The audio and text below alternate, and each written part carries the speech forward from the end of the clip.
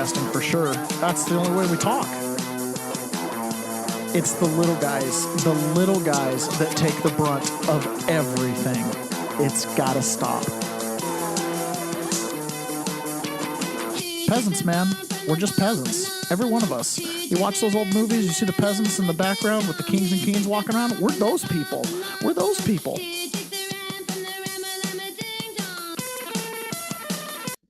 Good morning, peasants. Welcome to another episode of The Peasant's Perspective. This came fast.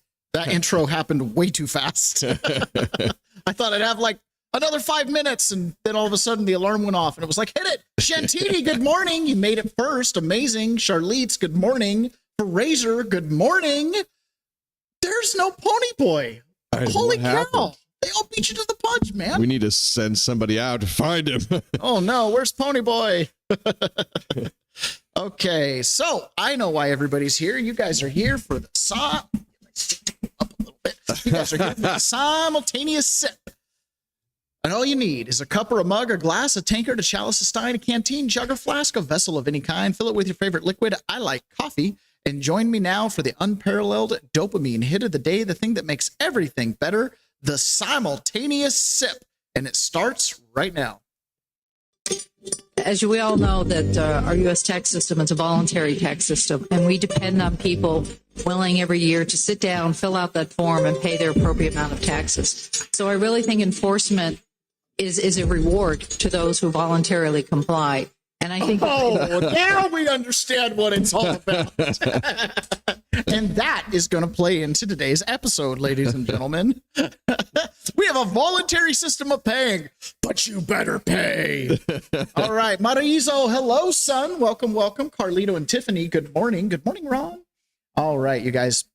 So last week, Donald Trump sat down with a panel, and he was dealing with sports, NCAA sports, and paying players. And a couple years ago, the Supreme Court said college players could get paid. Oh. And now there's a lot of college players that don't want to move on to the NFL or go get a real job because they make millions of dollars playing football in college, more than they would make if they didn't make the starting team on an NFL team, right? Yeah. And so this caused all kinds of issues. They can transfer schools.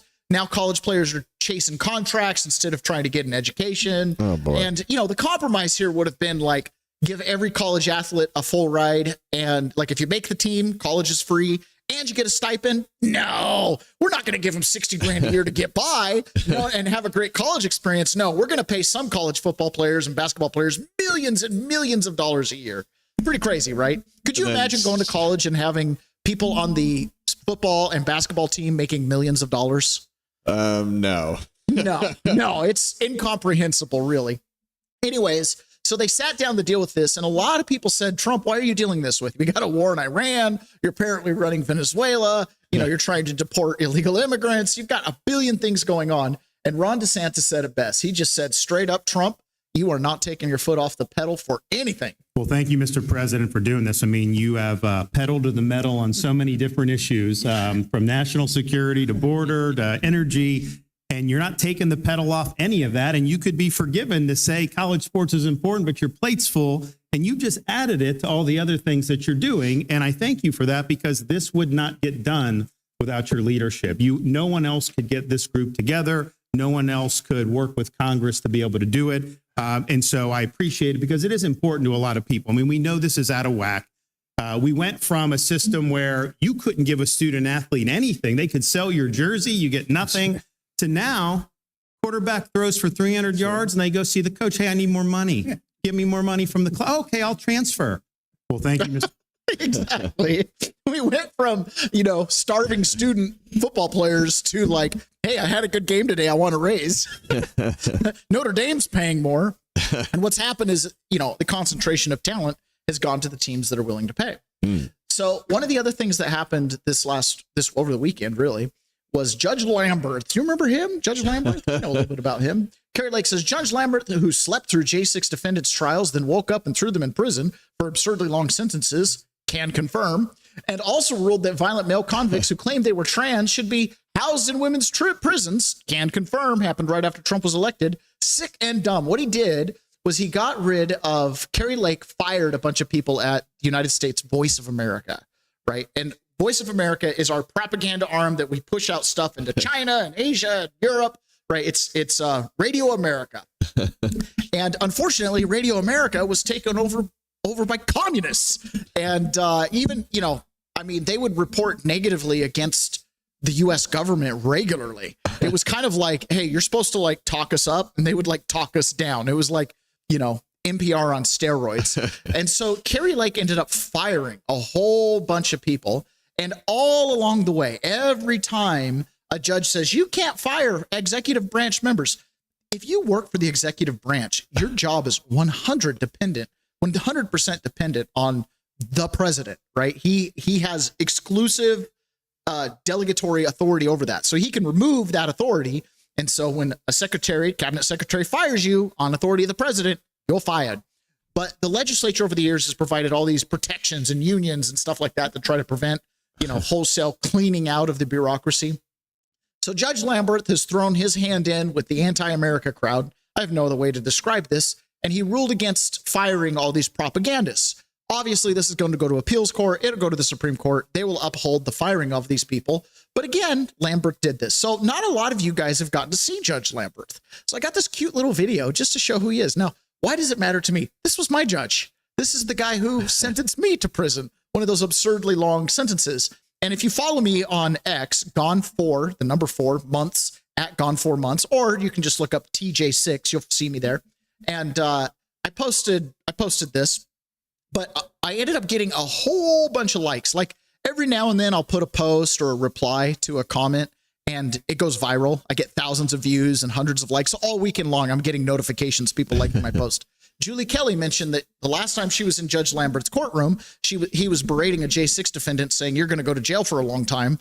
And ultimately that was me before trial. So that apparently is, another one of these things that Judge Lamberth can put on his shelf of awards, is berating a J6 defendant before trial, telling him he's going to go to prison. That was me. So this is Judge Lamberth, everybody. Old and feeble.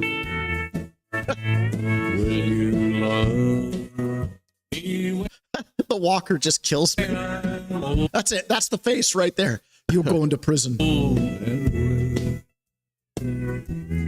it's far, my ghost time. That's the courtroom. That's the courtroom right there. That's it. Weary. Will you love me as you do today?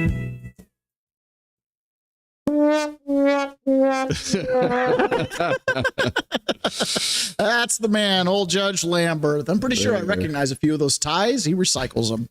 Anyways, I thought it would be fun for the audience to see the man, Judge Lamberth himself. That's who he is. He was a Carter appointee. He was a Carter judge.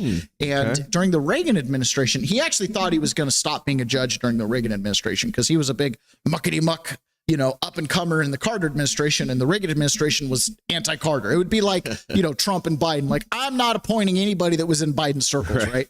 But what Lamberth did was he busted the air traffic controller union when they had their strike and got him and put him back to work.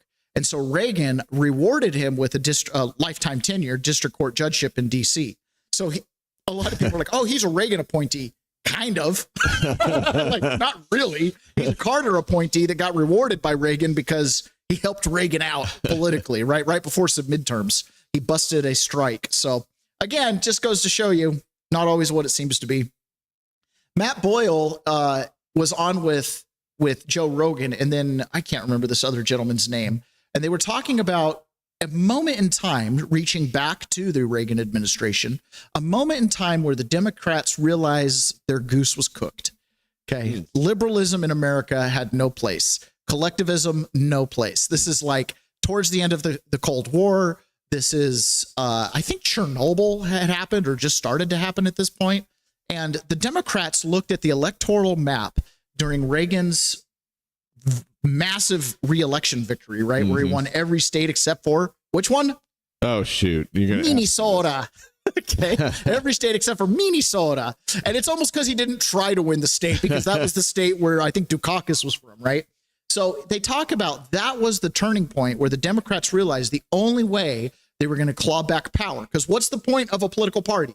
What is its only purpose? Aggregate power. Aggregate power, to get power. It's not for any other reason. It's not for you, the citizens. It's not to push good policy. It's not to make your life better. It's to accumulate power. That's fool yourself. it. That's its only purpose. It has no other reason than that. Okay, Yeah, so look at don't this. fool yourselves. Yeah, Carlene says, we're still waiting for Trump to make housing affordable again. He's working on it. All right. I want to show you this right here, everybody, because to me, receipts matter. This is the congressional map from 1984. Okay, this is what happened when Reagan just wiped clean Mondale. And literally, I think this is the greatest win of a Republican in the history of America. Nobody has ever come close to how much Reagan won. You want to know what happened after this election and the prior elections? You want to know why the Democrats love the illegals so much? When you look at the past unauthorization of illegals coming into America, here is a chart of the elections, estimated unauthorized population. This is the illegals in the United States from 1960 to the 1970s. It was 1.2 million. In the 1980s, it jumped up to 2.2 to 3.5 million. Reagan wins in 1984, wins the next presidential election. Well, 1988. What happens after? Check this out. From 1990 to 2007, an exponential increase because they knew they could never let it happen again, of losing so bad where almost every single state besides two went for Reagan. And look at this, ever since from 1990 to 2007, how do you go from one decade to the next of 2 to 3.5 million to 3.5 to 12.2 million to 10.5 to 11 million to 11 million to 13.4 million? This was Justin Biden's, because they know that's how they win. They get their congressional seats, they get their federal funding, they get the NGOs, they get the illegals coming in, they give them amnesty, and that's how they win their elections. It's not coincidence that this happened. Look at this. When after Reagan won as big as he did. So when we show you these receipts of how important it is to the Democrats that illegals are here, the facts speak for themselves, everybody. You cannot deny this. It's not coincidental. When this happened, they knew that without a shadow of a doubt, they had to get more people in here, and they had to buy their votes with taxpayer benefits, SNAP, Medicaid, housing, anything that they could give them. And that's exactly what they did. That's exactly what they did.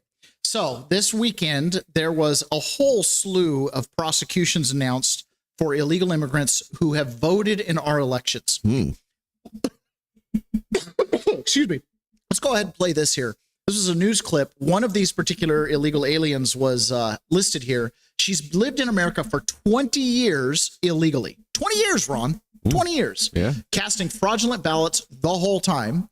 She stole $259,589 in Section 8 rental assistance benefits. Oh boy. She stole $101,000 in Social Security disability payments. She stole $43,348 in SNAP food stamp benefits. Oh, she boy. stole an American's identity. A total of roughly $400,000 in federal benefits stole from taxpayers in just this one illegal act. Heated battle over voter ID heating up on Capitol Hill. A jury just convicted a woman in Massachusetts of voter fraud. Prosecutors say that she also stole more than $400,000 in federal benefits. White House correspondent Aisha Hasni reports live from the North Lawn. Hi, Aisha. Hey there, Martha. We're talking about a 59-year-old illegal immigrant who's been in the country for years, stole someone else's identity, and then voted in the 2024 presidential election. Take a look at this photo here. This is Lina Maria Arovio Hernandez. In this picture, you can see her, Martha, wearing that I voted sticker that we all get when we go to cast our ballots. She's also convicted of stealing $400,000, as you mentioned, in benefits. She apparently used her fake identity to obtain multiple state IDs and also a passport. So the president this morning... Multiple state IDs hosted and a passport. Now, just last week, we covered how we found out in Washington for 6 years, they just had the driver's license system wide open. You could just go on and order driver's license, and they'd send 70 to 150 to one apartment. One apartment. And they saw it. They were like, this seems odd. Just send them. Oh, well, I thought it just fit. It was like vote early and often. Vote early and often. Yeah. So there was another one in Pennsylvania. There's another one in Florida, a couple in Texas. I mean, we're constantly getting a trickle of the individuals who voted. They're hard to track. I mean, you know, the whole point of a blind ballot is you're not supposed to know who voted, right? But good gravy. How is that happening? And we find out what happens. And this is something I really want people to internalize and understand. We've been called legacy Americans, right? People who were born here and kind of raised here and, you know, subject to the anti-litter campaign. So we don't litter and we It should just be Americans. You know, we pay our taxes, even though it's voluntary. And then we want other people to pay taxes because we did. So we want the government to enforce it on them, even though you didn't have to pay yourself. They literally say the word voluntary. Okay. Like it's voluntary. So look at this. Brianna Morello she said, flashback to this. Ever wonder how TSA was allowing illegal immigrants to board commercial flights without IDs under the Biden regime? It's kind of hard to get on an airplane now. They're supposed to do like real ID, the whole thing, right? It's like, how are they doing this? Yeah. Well, it turns out she sued the TSA to find out. And what they were doing is predators were allowed to enter. Biden's DHS allowed convicted sex offenders on flights by showing their sex offender paperwork. Yeah. What? That was an acceptable form of identification. Predators were allowed into the country if they promised to take sexual deviancy counseling and register as a sex offender. Isn't that awesome? Amazing, right? After suing TSA, I won. Now the agency is covering my legal fees. Currently, the TSA says they can't pay my lawyer right down due to the shutdown. That is stunning. Here's the paperwork for that if you want to see it. Anyways, really, it's another one of those good gravy kind of situations. Now, I also want to show you this here too, because again, Americans, we're retarded. Okay, plain and simple. Obviously. Okay, we're retarded. So here, right here, I dealt with this weekend with some of the members of 1776 Live, and one of the things we do over there is we get people to read your contracts, read the things you're signing. And so someone was filling out job applications, and they had to fill out I-9s, and they get handed a W-4. And there's alternatives. You don't have to do the W-4 and stuff like that. Okay. But people don't read. So I show them here. They were talking about the I-9 because one of the tax forms that they turned in was rejected. And they said, well, on your I-9, you checked a box saying that you're a U.S. citizen. And it was kind of a misunderstanding. So let me show you this here. So this is the I-9, page 1, name, first name, middle, other name, last, address, state, zip code, date of birth. Pretty simple, right? Yeah. So then it has a box for, are you a citizen of the United States? Okay. Then it has a non-citizen national of the United States. Do you know what a non-citizen national is? I don't. That's an Amish person. Okay. Okay. It's all it is someone who was born in America, a legacy American that has the birthright. Okay. You have the right to be a citizen. But the United States is a corporation. So they define the word citizen differently for different scenarios. So when you get a social security number and you become a taxpayer, you become a citizen taxpayer. When you register for the draft, you are basically subscribing to the corporation and all of its foreign wars. Okay. An Amish person doesn't do such things. They don't fill out birth certificates. They don't fill out enumeration cards to become members of the Social Security. So they are a non-citizen national of the United States. You are a non-citizen national of the United States. And then your parents volunteered to make you a citizen. Okay. Now they just updated this form to clarify this because it used to say a alien. And the reason is that, and I'll show you here in a second, is because you're alien to the District of Columbia. But it opened the door. The way they phrased it opened the door to let illegal aliens apply under this category. Okay. So they had to update this form. And then a lawful permanent resident. This is what an immigrant would fill out with work authorization, right? But instead they would fall under this pseudo Amish category. And then you have an alien authorized to work. Okay, great. It asks for your social security number. People have seen this form. Now, if you have a passport, that's the only ID you need. You've got a couple other options, but look here. If you don't have a passport, then you can do a driver's license. Well, how hard is it to get a driver's license in Washington State or Illinois, or to just steal one on the black market. It's Okay? practically automatic. Pretty easy. What about a social security card? How hard are those to get? Well, Elon Musk says they're really easy to get. And if your last name is Rodriguez, there's lots of options, right? Okay. I've seen this, the stolen ID cards, the stolen social security cards. So all you got to provide is one of the two. And then there's some other options here, like, a school report card. Oh, how hard is it to enroll in school? Not very hard. A clinic doctor or hospital record. How hard is it to generate that for ID, Ron? Not very hard. Do you see where this is going? It's way too easy to qualify. But we, as American citizens, were like, oh my gosh, I've got to provide all this information. Turns out you don't. So let's look at this. And this is where it got kind of funny when I was showing this to the students. I was like, see, this is the instructions for the I-9, right? So these are the instructions. Now, they don't hand you the instructions when they hand you the I-9. You'd have to go look this up, see instructions. So let's come down here, and this is going to make you kind of laugh. Okay. So. All right, I'm ready. Okay. Let me find the right spot here. It says, entering employee information here. I want to make sure I get the spot. Where'd it go? Okay, so enter your full name, last name. Okay. And then it says enter your full legal name, middle initial, address, city, town, apartment, zip code, date of birth. All right, social security number. Okay, now, we just assume you have one, you provide it. Nope. Providing the 9-digit social security number on your I-9. What is that word right there, Ron? I can't read that small. Voluntary. Oh, okay. You do not need to provide your social security number to work. It says right on here, voluntary. It's voluntary. Okay. And then it comes down here and it explains non-citizen of the United States, an individual born in American Samoa, former citizens of the former territory, the Pacific Islands, and certain children of non-citizen nationals born abroad. Now, you have to understand, you go look up abroad by their definition. It's just not the District of Columbia, Puerto Rico, Guam, or one of these other places, right? So if you're born in Michigan, you are a national of Michigan and by default, the Union of the United States, and you are born abroad from the District of Columbia, which is where this Department of Homeland Security is housed. So that's Amish people. That's why it's children of non-citizen nationals born abroad, as in,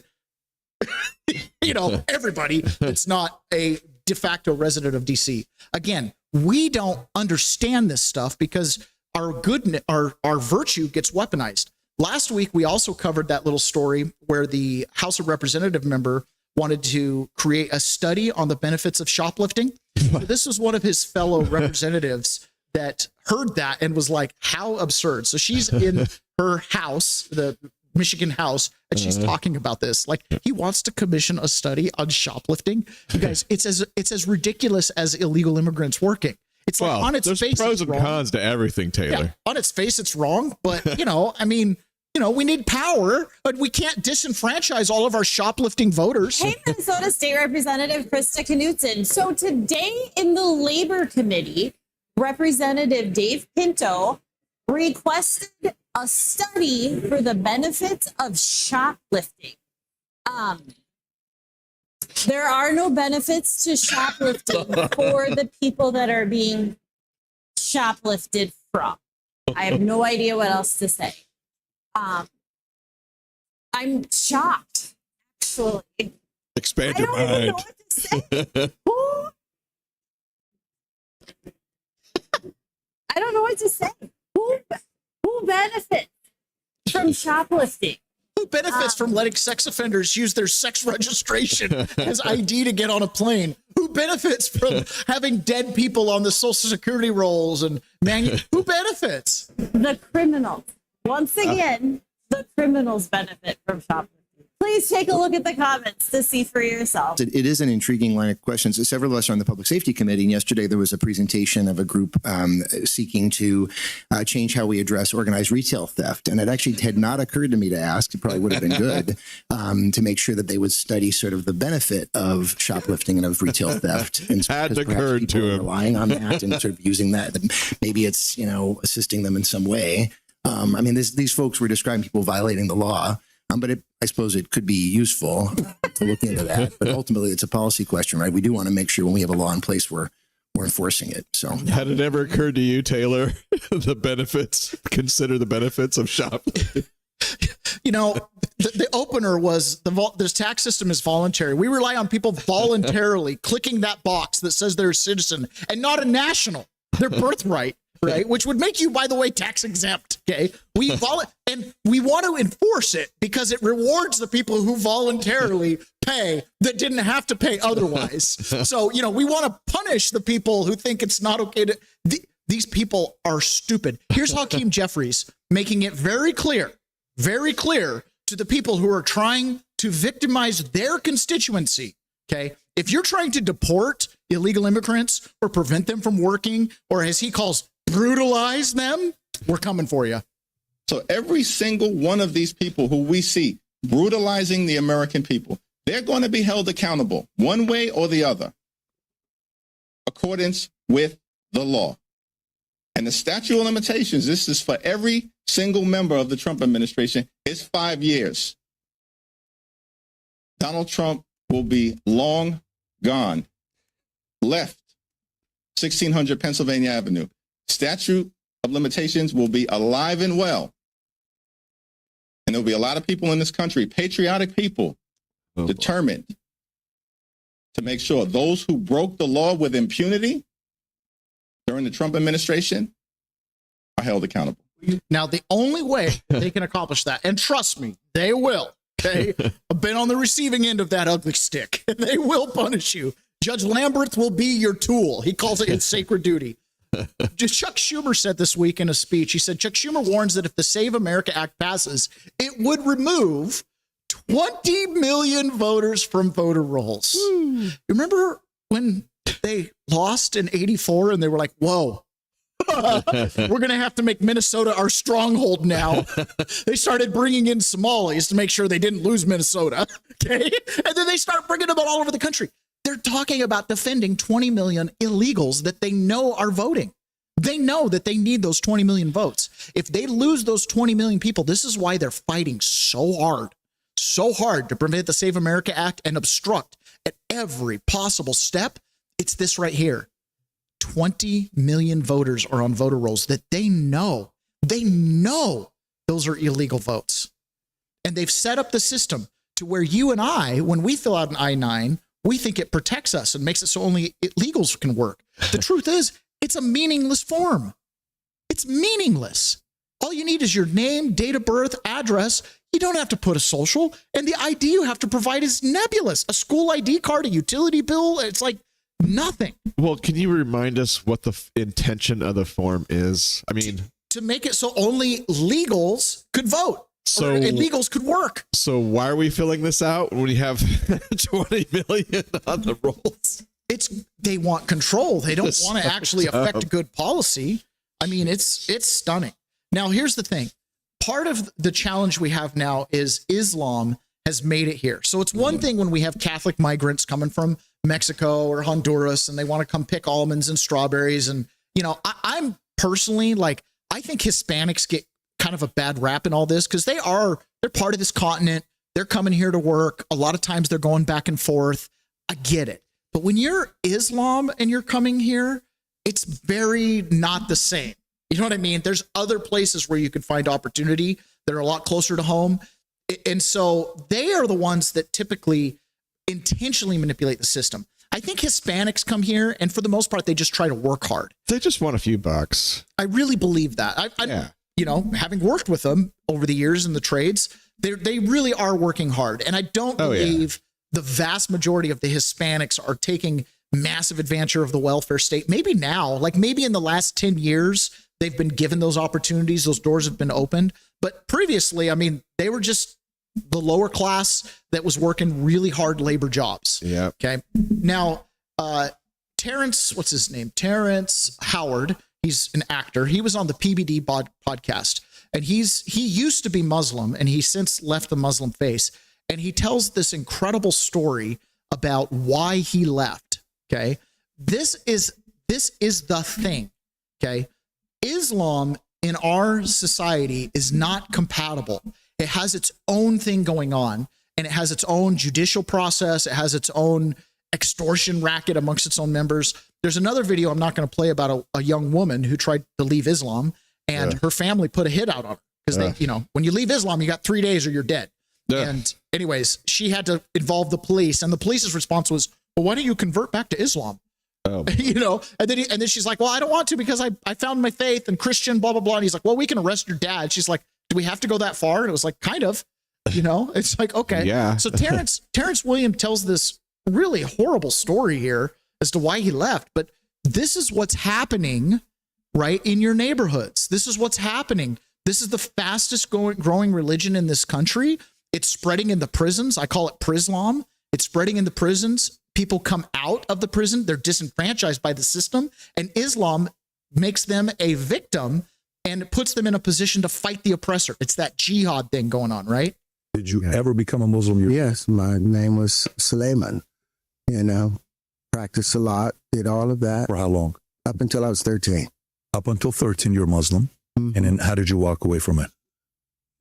I've talked about this before, but there was a day I came home and all of the brothers from the masjid was over at the house. And there was this brother, Yaqub, you know, very kind, loved his scent, loved his nature.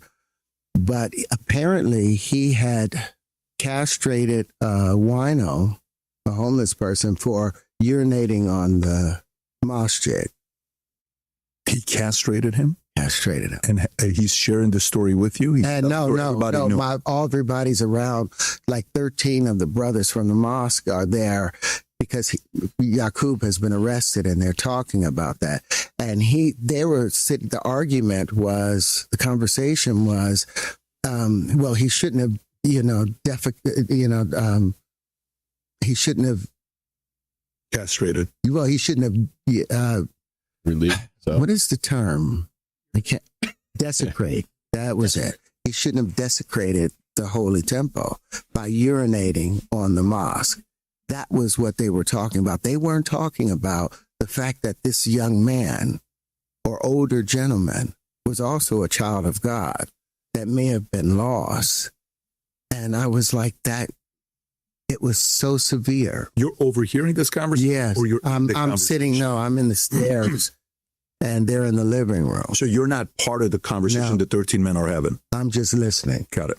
And it could have been 12, but it felt like all the seats were taken up.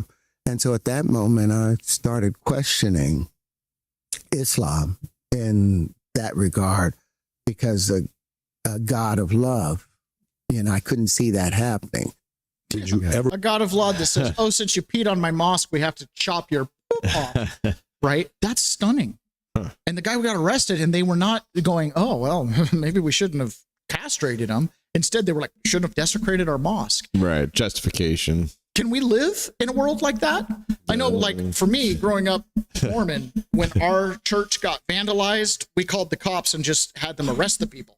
We didn't go and raise a posse and go deal with it ourselves. You know what I mean? Right. Now, this weekend, there was some major disruptions in travel around the United States. So this is a picture from Tennessee. This was airports, because DHS, which is TSA is part of, they don't have funding from Congress right now. They're in a DHS shutdown. And so the security lines were astronomical and people were missing flights. It was just horrible. But it was compounded by the fact that we had multiple terror events on flights. So here's a flight that was en route. I think it was going to, it was heading from Nashville to Fort Lauderdale and had to divert to Atlanta. Why?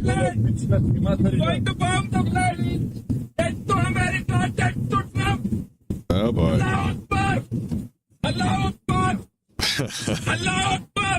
Okay. How would you like that flight? I'm just trying to head down to see my kids in Florida coming from Nashville, and Allah Akbar, Allah Akbar. Would that be fun? Would that be great? No. Right? And it's like, okay. Well, here's the moment when they landed in Atlanta, and the guy was subdued by people on the plane. And then finally, when they landed in Atlanta, in come the marshals. They're yelling, hands up, hands up. These are just passengers, Ron. This is you and me. Yep. That's the procedure. And then here come I remember in prison when these guys would come into the cells, man, dressed just like that, but in black. Yep. They're ready to roll.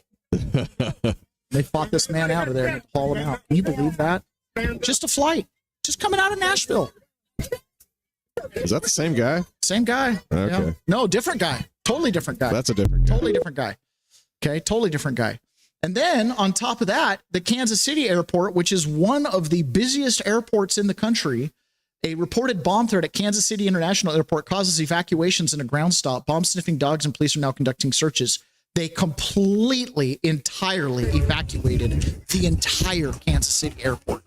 Onto the tarmac, the parking lots, back doors. They got everybody out of there, canceled all the flights. Wow. Oh, jeez. Wow. It's not Tren de Agua. Oh, boy. Now, here's the thing. Again, Is this our new normal? we have to be conscientious of this. And despite what Tucker Carlson says, this is not a matter of like, hey, we're prejudiced against religion. Listen, I don't care. I don't care. But I can judge you by your deeds. And when you stand up on an airplane and say you hate Trump and Allah Akbar and there's a bomb, you know what I mean? I'm judging you by your deeds. Yeah. And so your faith, what you've got going on, your belief system isn't leading you to love every child of God. It isn't leading you to be introspective on yourself. It's leading you to say, I'm going to take over this place. This is a mosque in California. This isn't Iran. This isn't Saudi Arabia, some Wahhabism. This isn't Hamas or Hezbollah. This is California. California wants to put a Muslim ban. He wants to ban Muslims. We will tell him, this isn't your country to ban. This is the land of Allah, as every land is the land of Allah. And there are Muslims here that are going to be here. And if you don't like it, I would suggest he goes somewhere else. But I don't know where he's going to go. If he goes back to Europe, a lot of Muslims in Europe, I've been there recently. You go to Africa, you go to South America, you go to China, you go to Malaysia, you go to Japan, you go to the Antarctic, there's Muslims. So I would make a suggestion. If he wants to go somewhere where there is no Muslims, I suggest he goes to hell. And know that our Prophet sallallahu alaihi wasallam has given us the glad tidings that this religion of Islam will enter every household. Every household. The Prophet sallallahu alaihi wasallam in the Sahih Hadith, he told us, this ummah, the guarantee, this ummah who will be victorious, and those that try to overcome them will not be able to. They have a belief system that basically says we're coming into every house. We are indomitable. We are a force because you can't leave, right? Once they get a majority, you either convert or you die. And this is just history. This isn't some kind of pejorative thing or bigotry or anything. It's just like, I can only judge you by your actions. I mean, if it was like, you know, Middle Ages and you were a crusader marching east to Jerusalem with a big cross on your chest, and be like, you're coming to kill us, aren't you? You know what I mean? It's like obvious. I'm not being mean. I'm just stating the obvious. You're in California saying we're coming into every house. And meanwhile, the people that are listening to your preaching are on airplanes saying there's bombs, shutting down the Kansas City airport, and on we go. You know, when pre-show, when I heard that clip, I didn't see it. I heard you playing it. I thought for sure that was Mondami.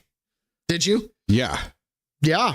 It sounded just like him. Mondami's wife and the stuff that people are finding on her Twitter account. Remember the Zoomer-Waffens that I flew with? And the one girl next to me was Jewish. And she's like, I love Mondami. And his wife is so sweet.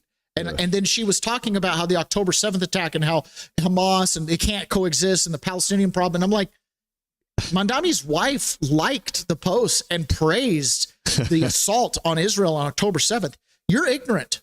Yeah. You don't know. We're only as good as the information we have, right? Judge Lamberth, you know that propaganda stuff that you're letting a Voice of America and whatever push out there that hates Trump? They're in bed with these guys, right? They're in bed with these guys. And the whole Democrat Party is in bed with them. I don't know what the number is. It's millions upon millions of Muslims in America. And you have to understand something. When Christians were leaving Europe and immigrating here, it says right in the Declaration of Independence, they reminded the king of the nature of their immigration. What was the nature of their immigration?